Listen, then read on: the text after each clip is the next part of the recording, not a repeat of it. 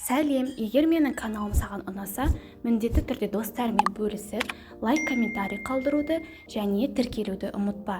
Бүгін 8-ші сыныптың металдардың жемірілуі және оның алдын алу тақырыбына арналған біліміңді тексер тапсырмаларды орындаймыз.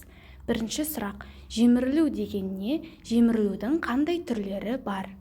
Бірінші сұрақтың жауабы: уақыт өте келе металдар мен олардың құймалары жеміріледі, мүжіледі.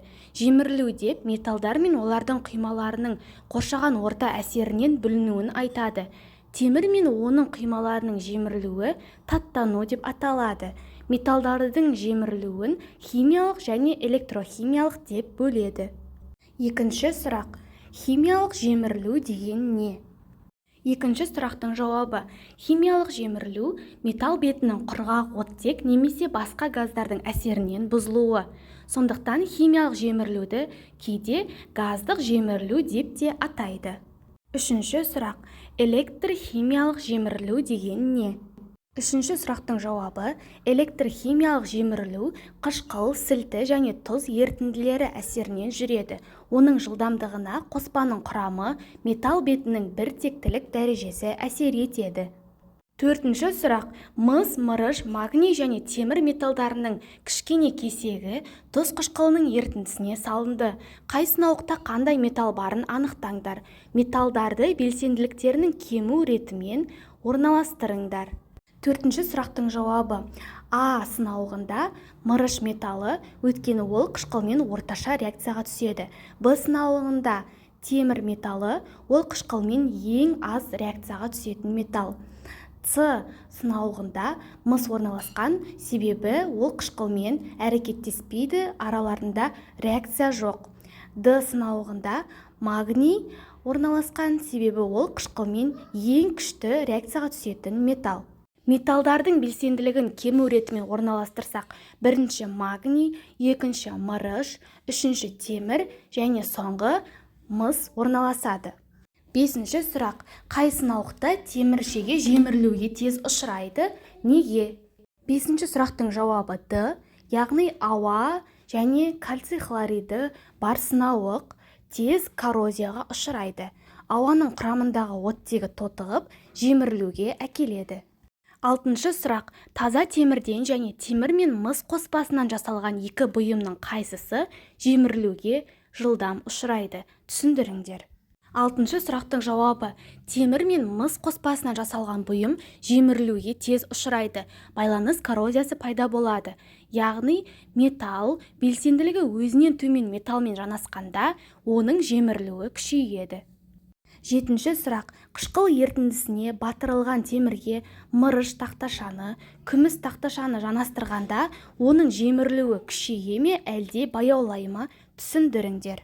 Жетінші сұрақтың жауабы: А нұсқасы: мырыш тақташаны қышқыл ерітіндісіне батырылған темірге жанастырғанда оның жемірілуі күшейеді.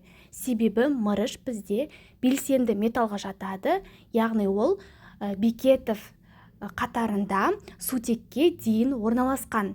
Жағдайында күміс тақташаны қышқыл ерітіндісіне батырылған темірге жанастырғанда оның жемірілуі баяулайды. Бекетовтың қатарында бізде күміс сутектен кейін орналасқан, яғни сутектен кейін орналасқан барлық металдар белсенділігі төмен енжар металдарға жатады. Сегізінші сұрақ: жемірілудің алдын алу дегенді қалай түсінесіңдер? Тұрмыста жемірілуден қорғаудың қандай шараларын білесіңдер?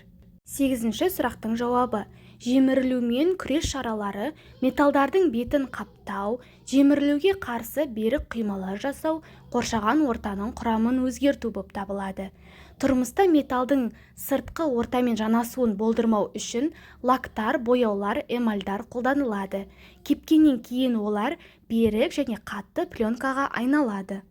Тоғызыншы сұрақ: іс жүзінде жүруі мүмкін реакция теңдеулерін жазып, теңестіріңдер. Тоғызыншы сұрақтың жауабы: қорғасын мен тұз қышқылы әрекеттесіп, қорғасын хлоридін және сутек газын түзеді. Реакцияны теңестіру үшін тұз қышқылының алдына 2 коэффициентін қоямыз. Темір мен тұз қышқылы әрекеттесіп, темір хлориді мен сутек газы түзіледі. Реакцияны теңестіру үшін тұз қышқылының алдына 2 коэффициентін қоямыз. алюминий мен күкірт қышқылы әрекеттесіп, алюминий сульфатын және сутек газын түзеді. Реакцияны теңестіру үшін алюминийдің алдына 2, күкірт қышқылының алдына және сутек газының алдына 3 коэффициентін қоямыз. Келесі, күміс пен күкірт қышқылы химиялық реакциялық теңдеуге түспейді. Натрий мен су әрекеттесіп, натрий гидроксидін және сутек түзеді.